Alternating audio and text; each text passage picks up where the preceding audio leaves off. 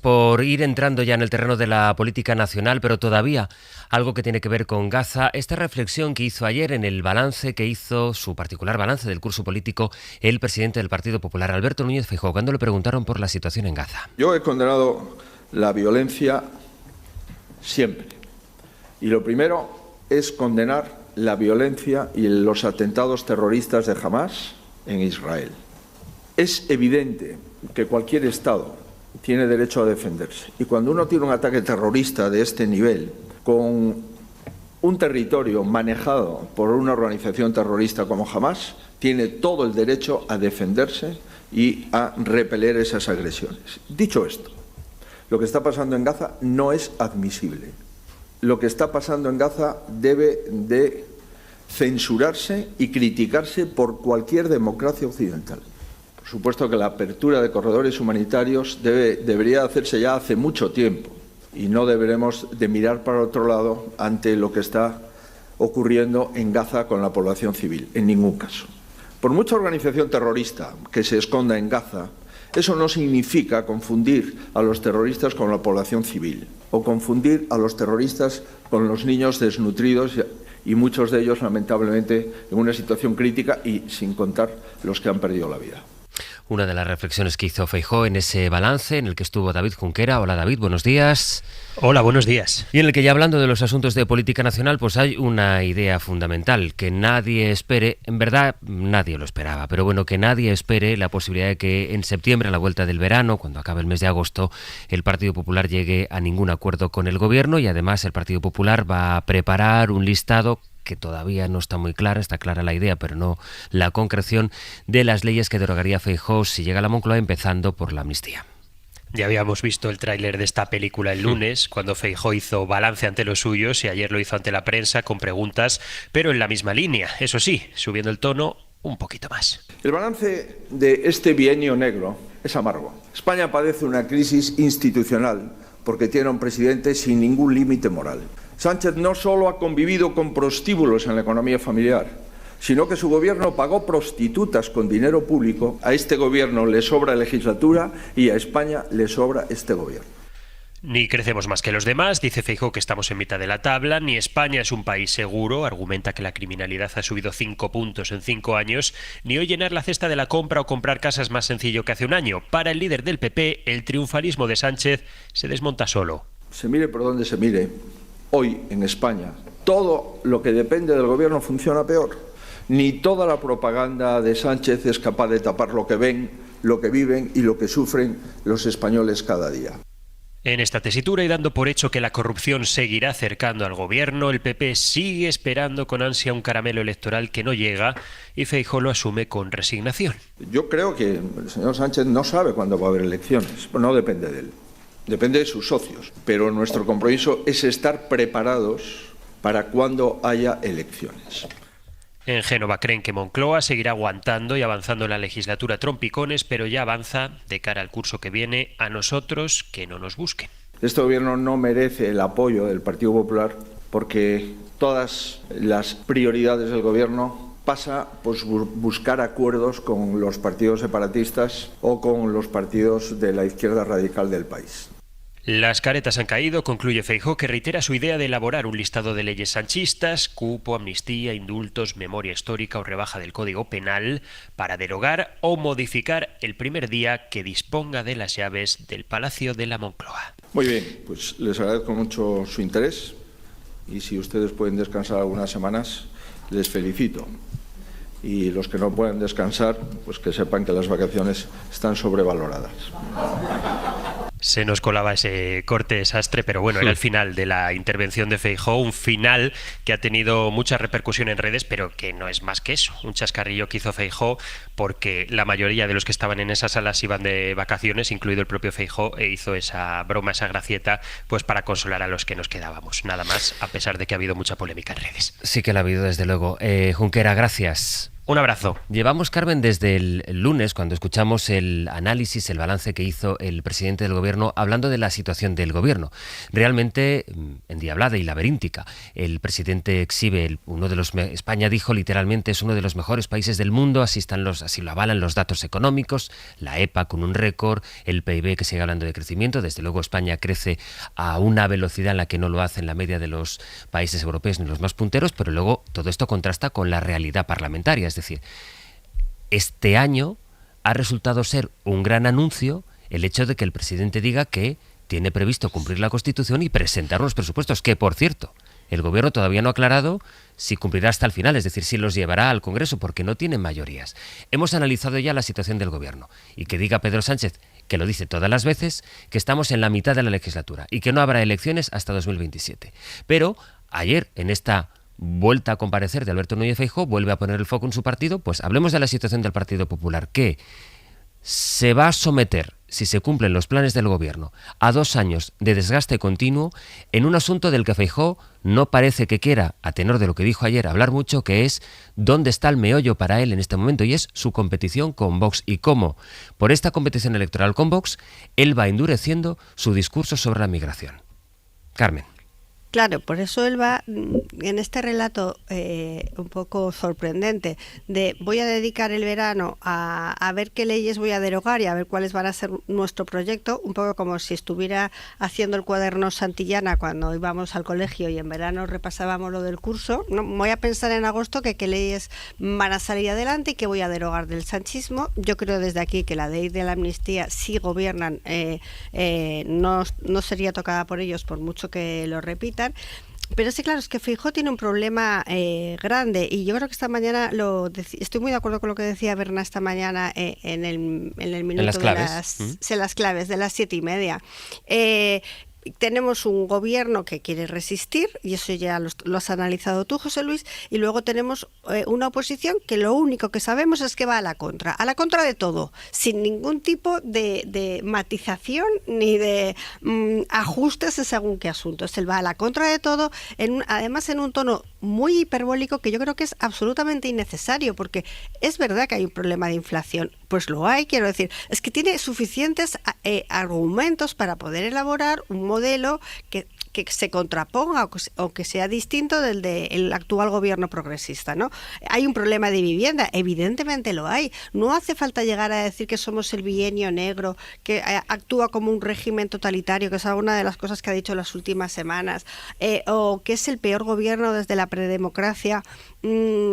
Es evidente que esto no es así, o sea, no es así en ese nivel tan exacerbado. Hemos perdido el toma y daca de una labor de oposición y gobierno de una democracia liberal normal. Ellos llevan al principio, el PP lleva con el discurso de que este es un gobierno ilegítimo en los últimos 2 años, bueno, y también desde la moción de censura, y ahora su discurso es que es un gobierno, aparte de amoral, un gobierno ineficaz. Y creo que se está basando en ese concepto de ineficaz, que subió el tono desde el apagón, ¿no? Desde el retraso de los trenes de Renfe. Es un gobierno ineficaz que no llega a la vida normal de los ciudadanos, por eso él habla de la vida real frente a la vida imaginaria de los datos macroeconómicos de Pedro Sánchez, pero no presenta un programa alternativo, que es lo que estaba diciendo Berna esta mañana.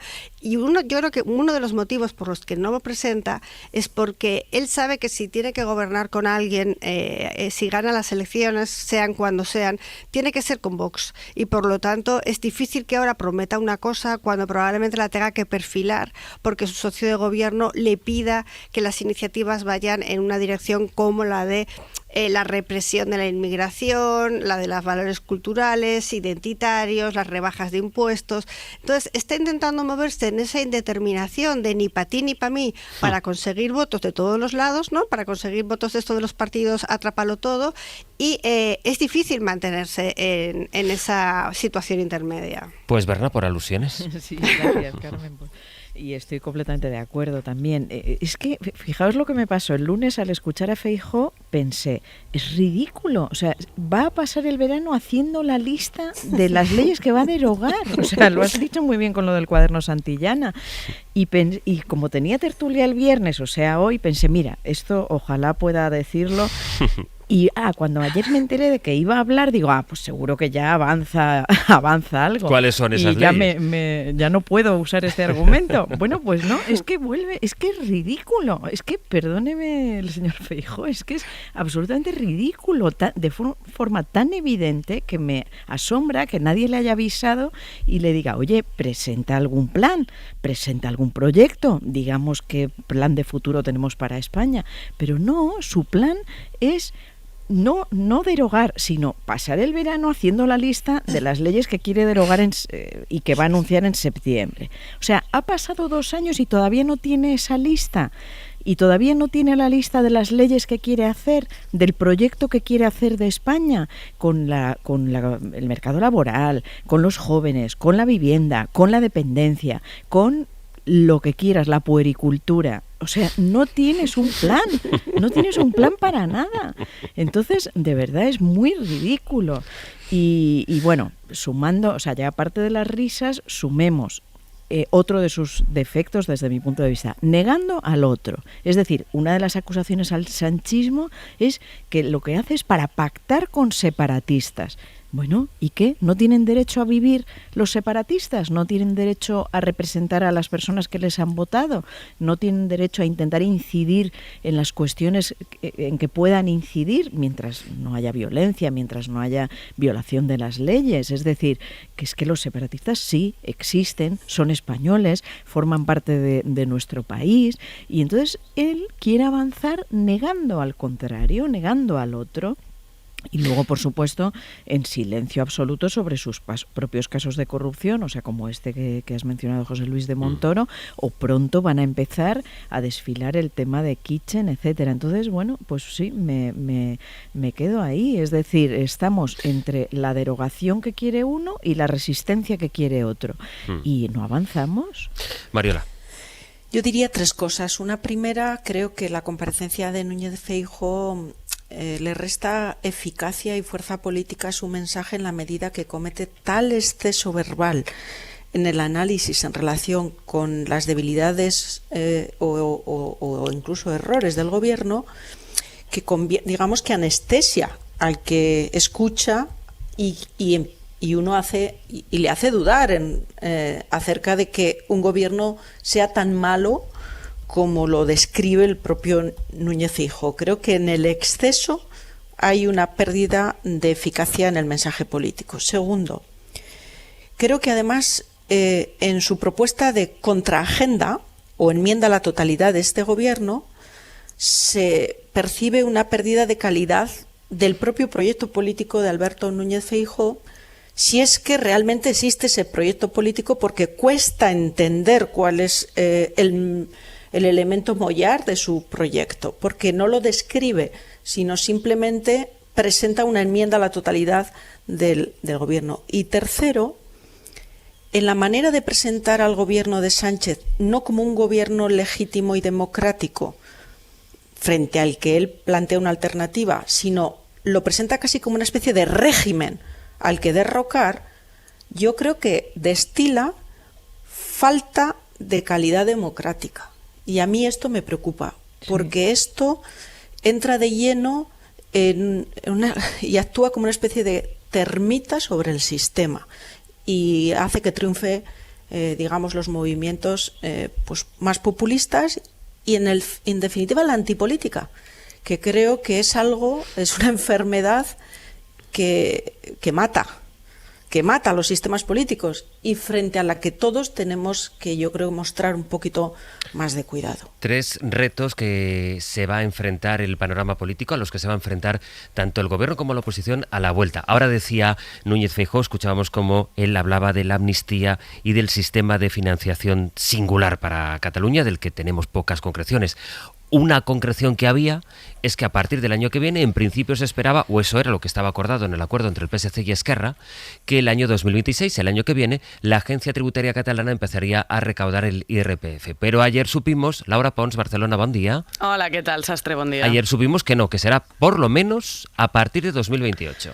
Sí, y esto es una rebaja, se recula en el calendario y el Govern de Illa admite por primera vez que no podrà complir con el acuerdo de investidura. Són declaracions de Alicia Romero en l'agència EFE. És difícil donar una data d'això, molt difícil, perquè estem parlant que l'agència... Es muy difícil poner fechas porque la agencia tributaria catalana ahora gestiona 5.000 millones de euros y con el IRPF gestionaría 25.000 millones más. El plan director también constata que faltan manos, que falta personal, pero también material informático, además de cambios normativos que necesitan de mayorías en el Congreso. Así que lo de ayer, Sastre, es importante porque el Govern admite que el documento de hace un año, el pacto que firmaron el PSC y Esquerra, es demasiado ambicioso y esto obviamente no gusta a las filas de Esquerra Republicana. Oriol Junqueras ya ha dicho por activa y por pasiva que no habrá nuevos acuerdos si no se cumplen con los actuales. Lo dijo este lunes en rueda de prensa. Es imposible que pretenda llegar a nuevos acuerdos relevantes y esto significa que no habrá negociación sobre presupuestos. Sin embargo, estatales. en Ser Cataluña acabamos de entrevistar a Isaac Albert, el portavoz adjunto de los republicanos, quien asegura que los calendarios no son importantes, sino que la clave aquí es que se cumplan con los acuerdos. A mi el que em preocupa no és el 2028, el que em preocupa és que en el moment que estem ara... A mí lo que me preocupa no es el 2028, a mí lo que me preocupa es que en el momento que estamos ahora no será ni en 2028 ni en 2029 porque necesitamos una modificación legislativa en Madrid. Así que los republicanos relativizan y ponen el acento en la proposición de ley que tiene que modificar la LOFCA y 2 normas más, un texto que necesita el aval del Congreso. Lo cierto es, Sastre, que Esquerra aquí tiene poco margen de maniobra. Junqueras quiere seguir jugando el partido, no quiere romper con los socialistas porque es con quien ha pactado el traspaso de cercanías, la financiación singular y la condonación de la deuda. Así que escenifican con estas amenazas a la negociación de presupuestos, pero son conscientes que se necesitan porque a ellos, a los republicanos, pues también les va bien demostrar que avanzan en autogobierno. Laura, gracias. A vosotros. Primer asunto, por tanto, Cataluña y la derivada que tenga en la estabilidad o no de la legislatura, en si habrá o no unos presupuestos. Segundo asunto, ¿qué pasa con el fiscal general del Estado? Que esta es una pregunta que se hace literalmente el juez Hurtado, quien ha llevado su instrucción, la investigación, quien ha imputado y quien ha dejado al fiscal general al borde del banquillo, y que ayer dio 3 días a las partes para que le digan: ¿puede dejar de ser Álvaro García Ortiz eso que él no quiere dejar de ser? Es decir, fiscal general del Estado, en cuanto yo lo mande a juicio. Pedro Jiménez, buenos días. ¿Qué tal, Sastre? Buenos días. Y entiendo que la semana que viene sabremos la respuesta a la pregunta. Sí, no es fácil. Igual no tan pronto, Sastre, porque ahora las partes tienen esos 3 días para enviar su respuesta a la pregunta. Y luego él se lo puede pensar con tiempo. Eso es, y luego él se lo puede pensar un poquito con tiempo y tomar la decisión que corresponda. Hay que dejar claro, Sastre, hay que subrayar que Ángel Hurtado no toma esta decisión por iniciativa propia. Se lo ha pedido una de las acusaciones populares, que es la Asociación de Fiscales, APIF, que reclama eso, que se suspenda de funciones al fiscal general del Estado porque considera una distorsión que el fiscal general del Estado siga ejerciendo en el cargo cuando se va a sentar en el banquillo y va a haber una subordinada que lleve esta causa a la que él puede impartir órdenes. Tenemos un precedente de esta misma petición por esta misma acusación popular a PIF cuando el Tribunal Supremo asumió la causa para investigar a Álvaro García Ortiz, pidió exactamente lo mismo, que se le suspendiera de funciones para que no interfiriera en la investigación impartiendo órdenes a la fiscal que estaba asignada al caso, pero en ese momento Ángel Hurtado rechazó la petición, no salió adelante y vamos a ver qué es lo que ocurre ahora, porque ya entonces se pronunciaron las partes. Es previsible que ahora informen en el mismo sentido que entonces, y a ver qué es lo que decía el juez, que ya dijo que esto era un tema más administrativo que penal. Bueno, ya iremos viendo. Pedro, gracias. A vosotros. Primer asunto, por tanto, la estabilidad de la legislatura, si habrá o no presupuestos y cómo incida en eso Cataluña. El segundo asunto, lo que ocurra con el fiscal general del Estado, que de momento y si nada cambia, en septiembre, cuando todos vayan volviendo a sus puestos de trabajo y se produzca en el Supremo la más solemne de las ceremonias, que es la apertura del año judicial presidida por el rey, allí estará un fiscal general al borde del juicio, ya procesado. Y tercer asunto, la corrupción. ¿Qué impacto tienen el caso Koldo, el caso Cerdán, el caso Montoro y cómo eso aviva y enriquece los votos, las expectativas al menos de la extrema derecha? Sobre la corrupción, Manu Reyes, buenos días. ¿Qué tal, Sastre? Buenos días. Lo más reciente es que acabamos de conocer un informe del Consejo de Europa que reprocha a nuestro país que no haya reformado, por ejemplo, los aforamientos para combatirla.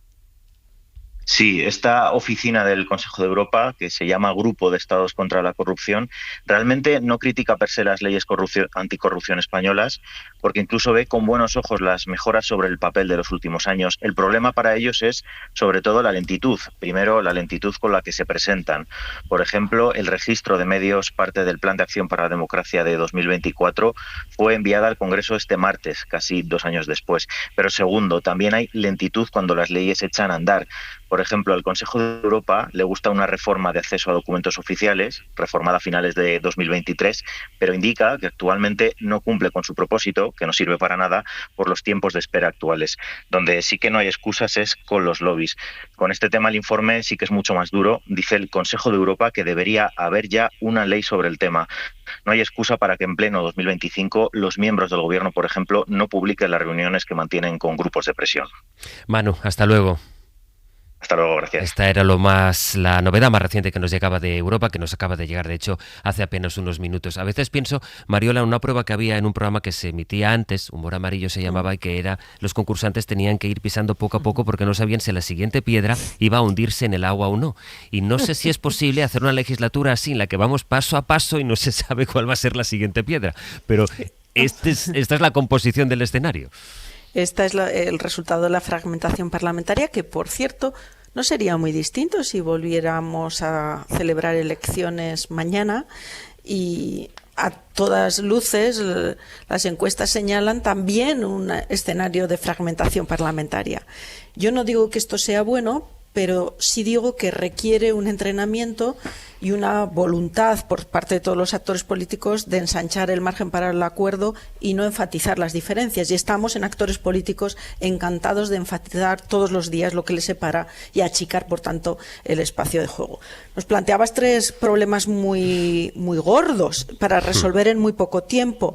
Diré sobre la financiación singular que es un acuerdo que configura una arquitectura fiscal no solo de Cataluña, sino también en relación con el régimen común y el régimen singular que existe en España, de enorme complejidad, y es razonable que se requiera más tiempo para poder aquilatar bien esa arquitectura, ¿no? En relación con el fiscal general del Estado, yo diría que cuesta creer que pueda estar en régimen activo mientras se celebra el juicio oral, en el que él tiene que tener toda la capacidad y margen para definir su estrategia de defensa, incluso cuestionando la actuación judicial de un proceso absolutamente extravagante.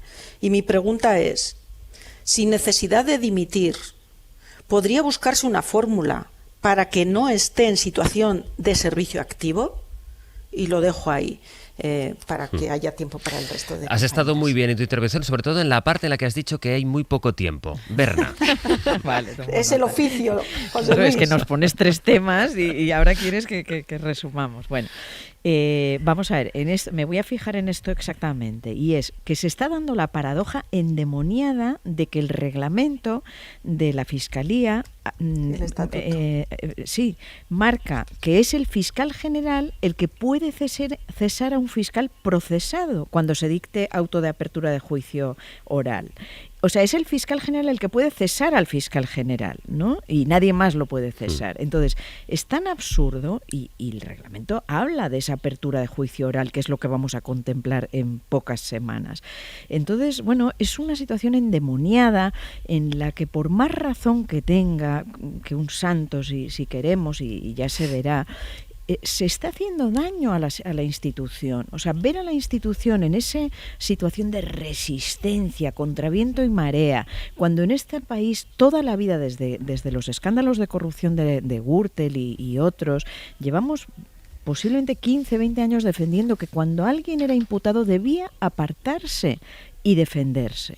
Debía apartarse y defenderse, y no era equivalente a ser condenado. Y lo hemos defendido así hasta el punto de que los partidos lo han introducido en general en sus estatutos o en sus normas internas, y no sé por qué en esta ocasión no habría de ser lo mismo. Yo creo que es muy patético ver al fiscal general sentado en el banquillo mientras celebra la apertura del año judicial con el rey Felipe. Francamente, creo que es un espectáculo digno de evitarse.